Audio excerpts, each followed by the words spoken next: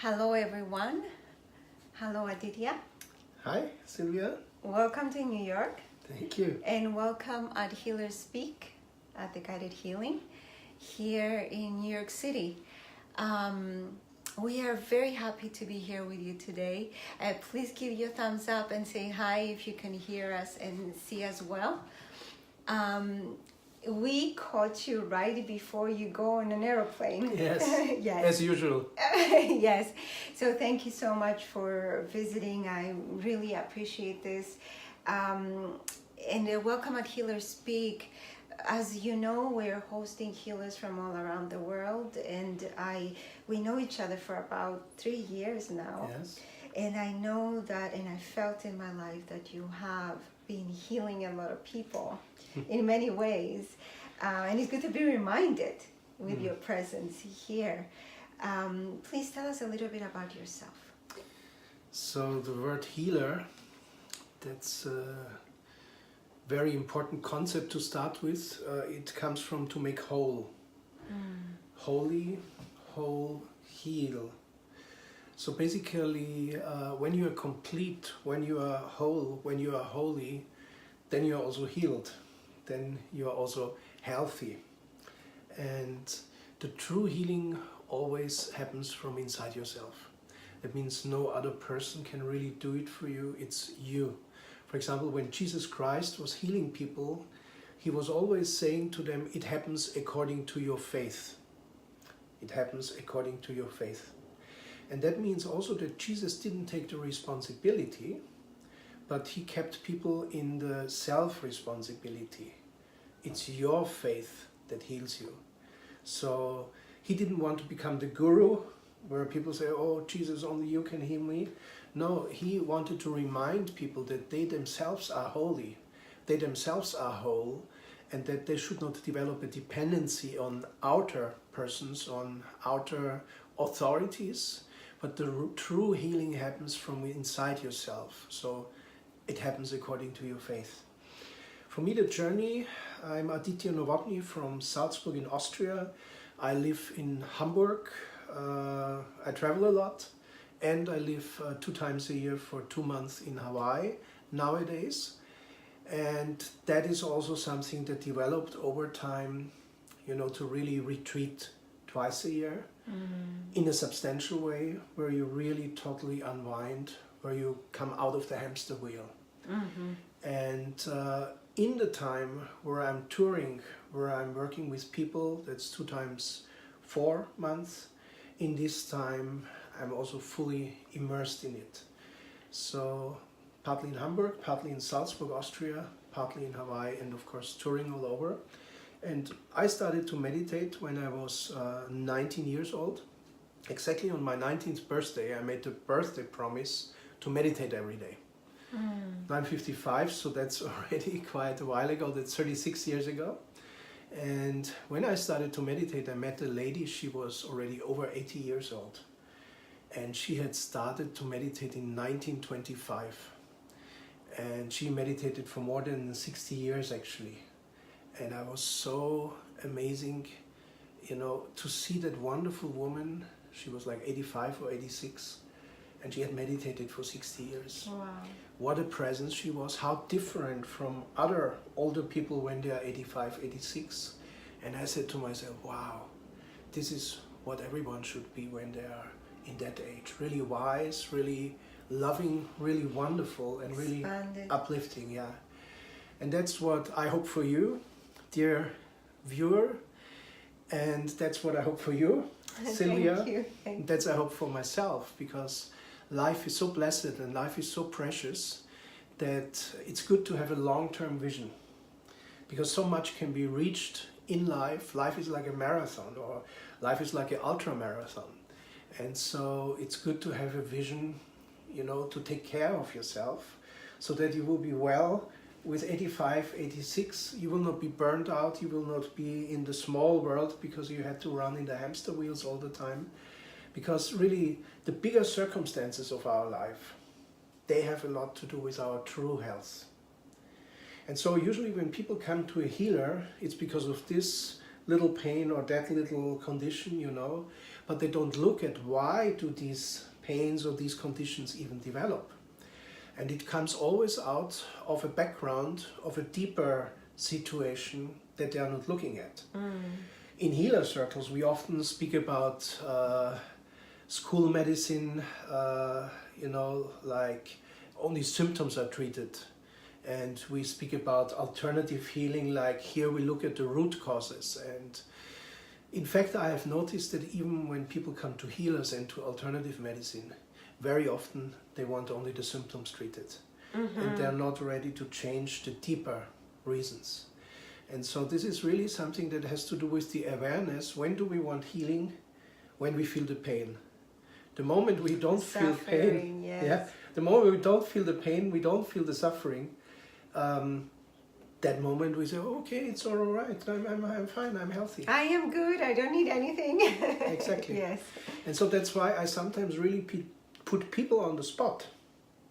Because I know if I don't put them on the spot... He just put me on the spot right before we start today. So just letting you know about my own patterns. Yeah, because you're precious.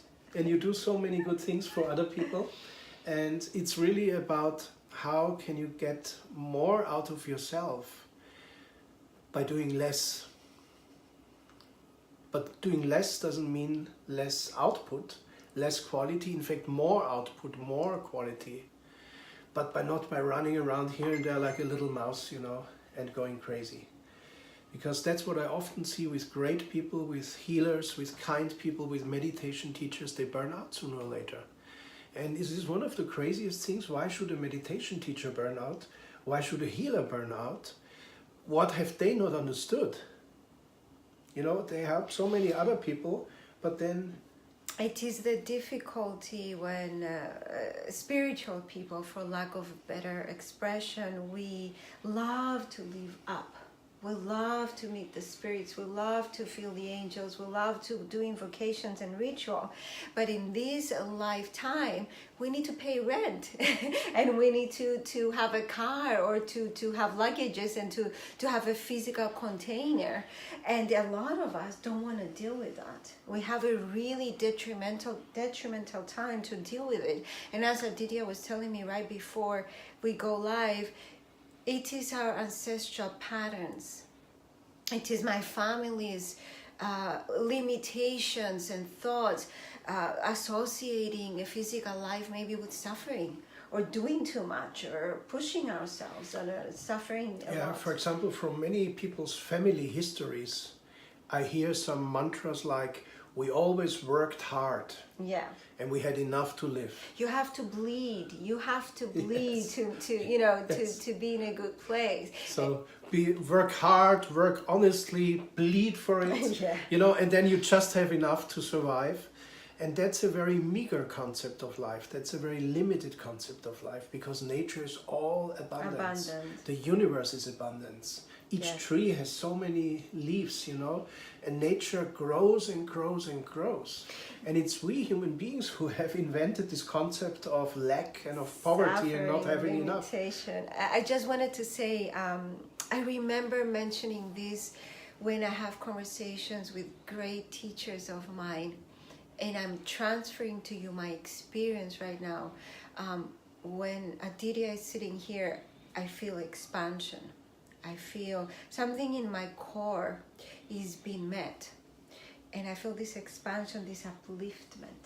And I feel this with maybe 2 or 3 people that I ever interview. So I want to say thank you. Oh, that is very nice. Thank you.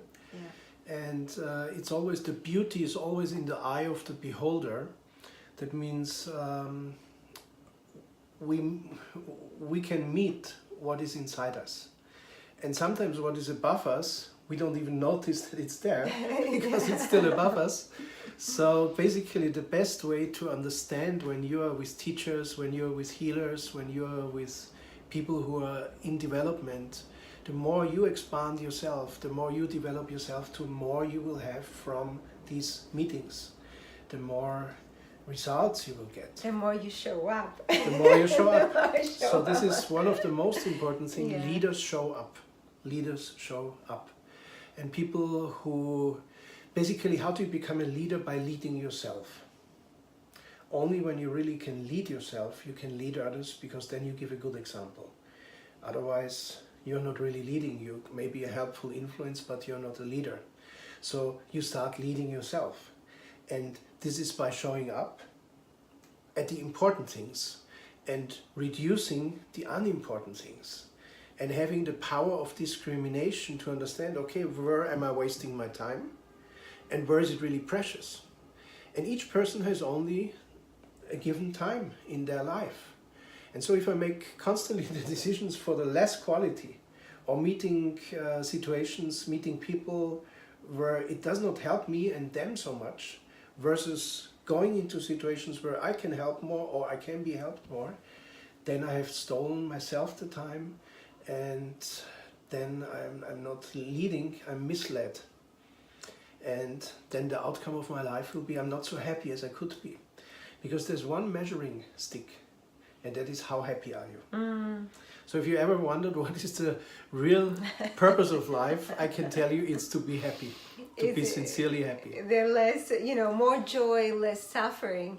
I remember one time, Aditya, we exchange healing work, but I remember one time you mentioned how many meditation centers and you helped and visited. And what is the role of meditation in your life for all that you're talking about? Yeah, as I said, I meditate now for 36 years. I was just this night meditating from 2 to 4 o'clock. That's called the Brahma Muhurta, the hour of God. This is when most people are sleeping. And 4 a.m. on dot, I woke up today. Oh, really? 4 a.m. on dot. Wow, very good. I don't know if it's good. Yeah, it's a good time because you can really, the atmosphere is more open and you can connect better. So I really recommend everyone to use, if not from 2 to 4, then meditate early in the morning. 6 to 8 is wonderful. It is a wonderful time.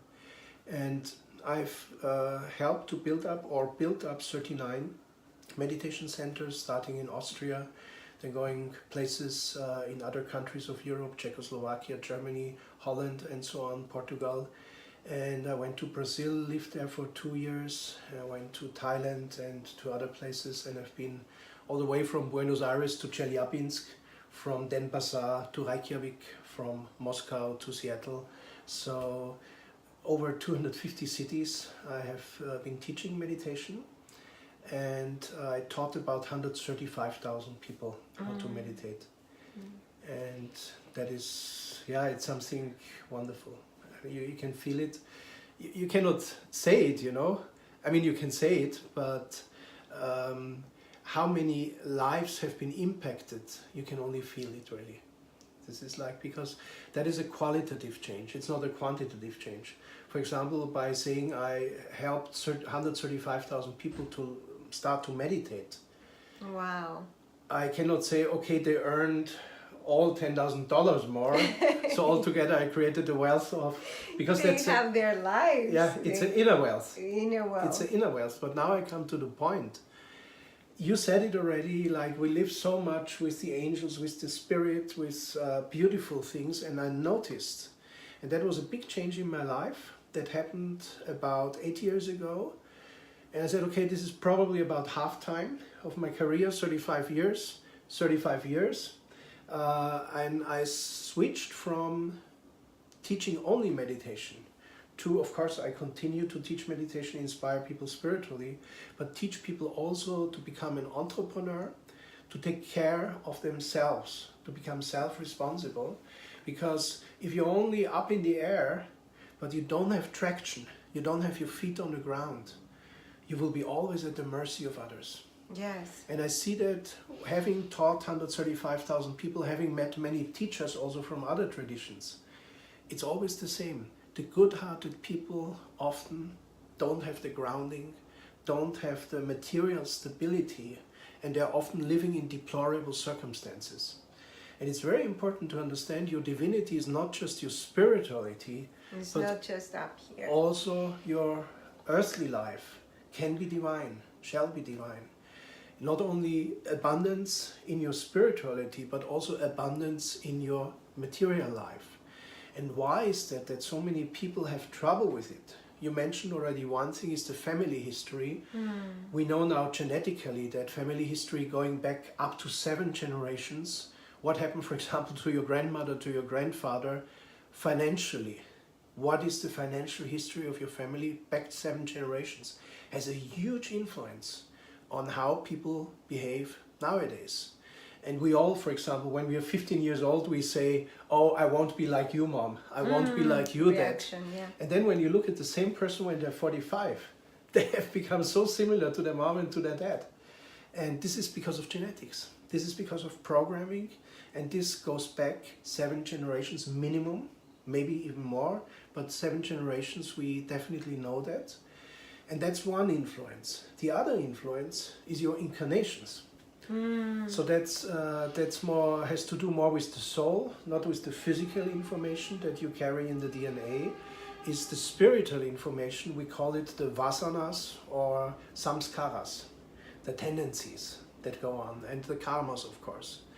And if you have lived like a monk, like a nun, like a hermit, like without anything, you mentioned before living in caves. Yeah, nothing would be triggered, right? Yeah. Yeah. And then you have lived on poverty and on vows of poverty for many incarnations.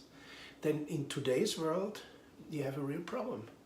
Because in today's world, we need to honor the material as well, not by becoming dependent on it, but by mastering it.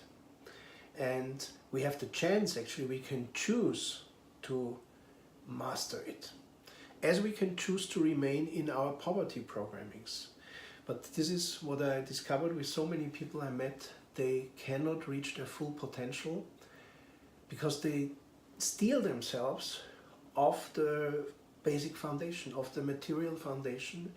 And that often has to do, they're stressed. That's why I said I've seen healers and meditation teachers that have a burnout. And I mean, how can you have a burnout if you are already such a person? But you can if you don't take care of the material side of your life.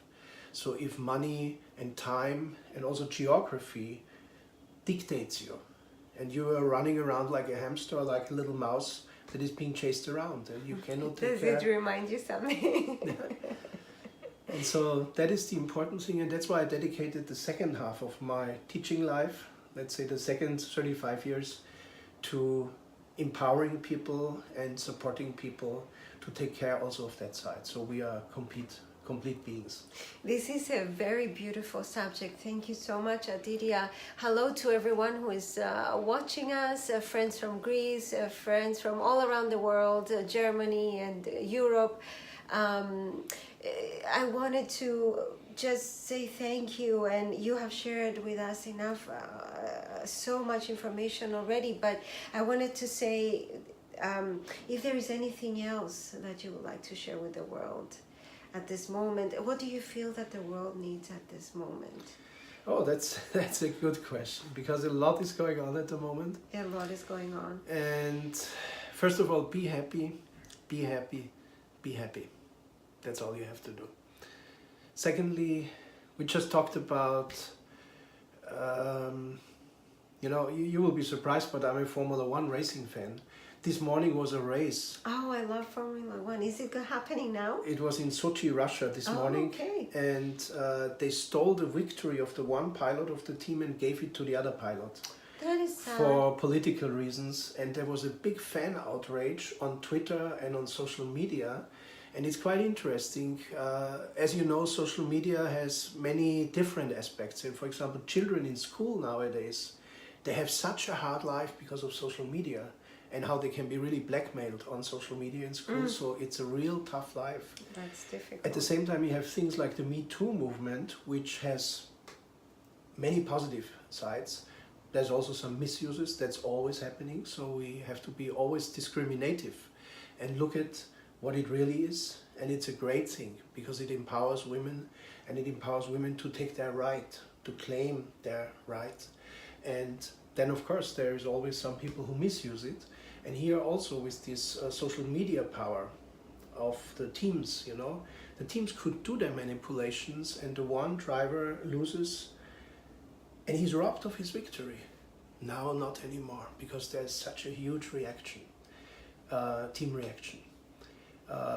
public reaction, fan reaction. And the team is already, at this point, it's a few hours later, they already don't know how to limit the damage. So this is something I want to tell you.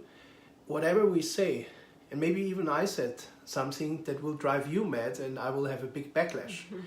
So it's always, how are you even understanding what the other person is saying? Do you want to understand? Now we live in a time where everything is multiplied hugely. We can use it in a positive way. That means Sylvia's video blog, Healers Speak, is a great, great thing. Thank you. And you give healers the platform to speak and to share this and to multiply this. At the same time, it teaches us to be very, very responsible in everything we do, very responsible in everything we say.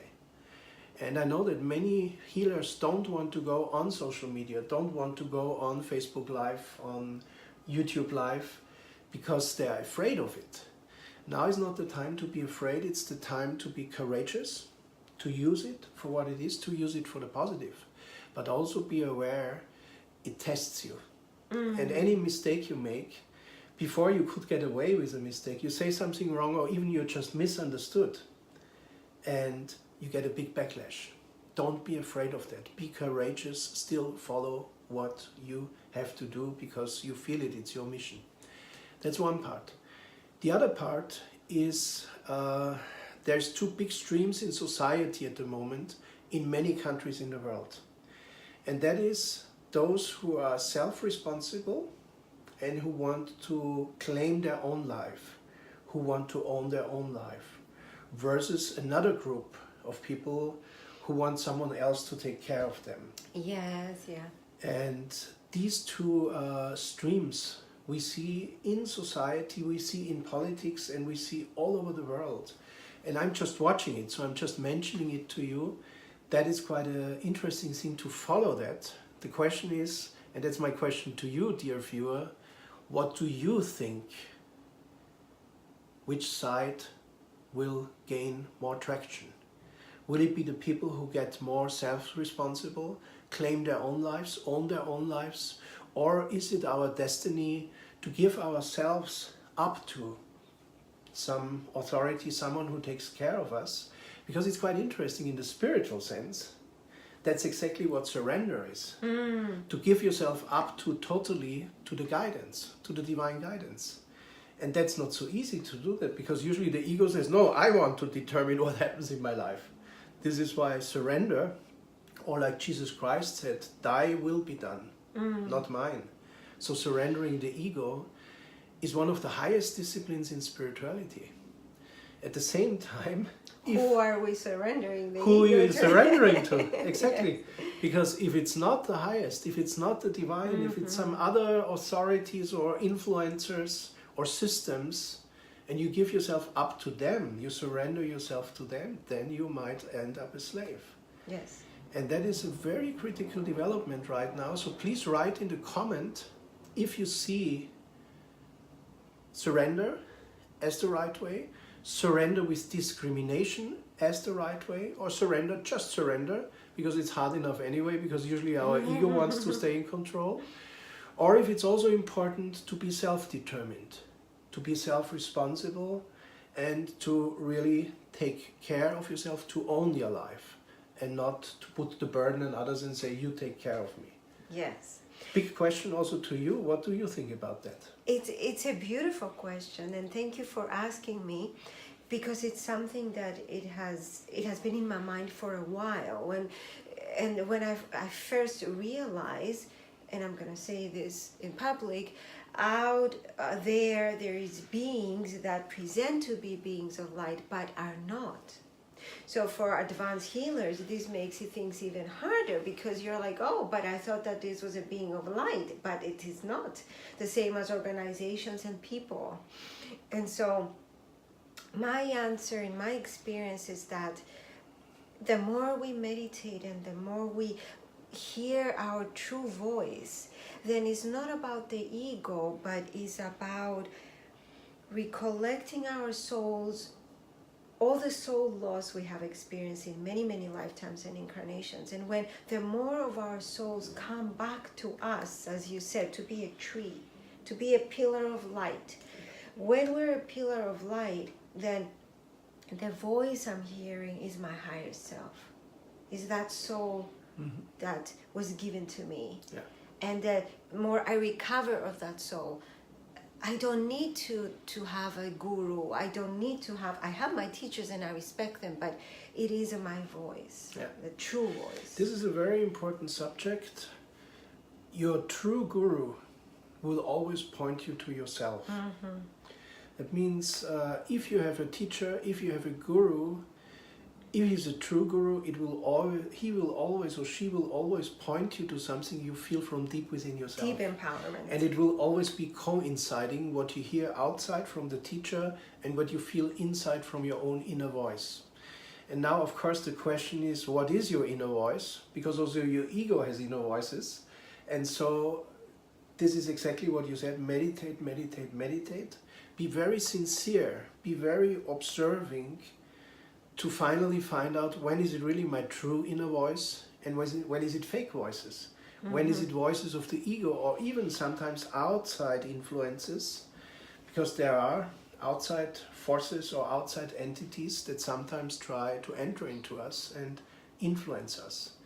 Once you have found your true inner voice, then you can follow the outer instructions that come from a spiritual authority from outside of you, if it coincides with your inner feeling. Yes. Now something more happens. Exactly then, when you have found your inner guru, you will find your true outer guru. Because interestingly, the Indians have the principle, it's the guru principle. Guru means the one who chases away darkness. The light, yeah. And who dispels the darkness and who brings the light. And the guru principle can work at every moment in your life. It means you can even speak with a person who knows nothing, but suddenly that person says one sentence, and it's like bomb. And it's the guru who has spoken through that person at the moment, the guru of the universe, the Jagat Guru, as it is called, that principle. Or by chance you find the right book or you come to the right video on YouTube and suddenly you get the message. Right. Yes. And that is always a sign that you're truly searching, and then congratulations. Still always check if it coincides with the feeling in your heart. Thank you so much. There is so much to say. This was so uplifting. Yagil, thank you so much. Everybody is on board and we're so excited. I think we have to close. Yes, I go to the airport now. I drive to Newark. Aditya will go to the airport. Thank you, everybody. We definitely want to have a second part in this conversation. We love you. Please post your questions and your comments. And have a beautiful day from New York. Thank you, Aditya. Thank you so much. All the best to everyone. Bye.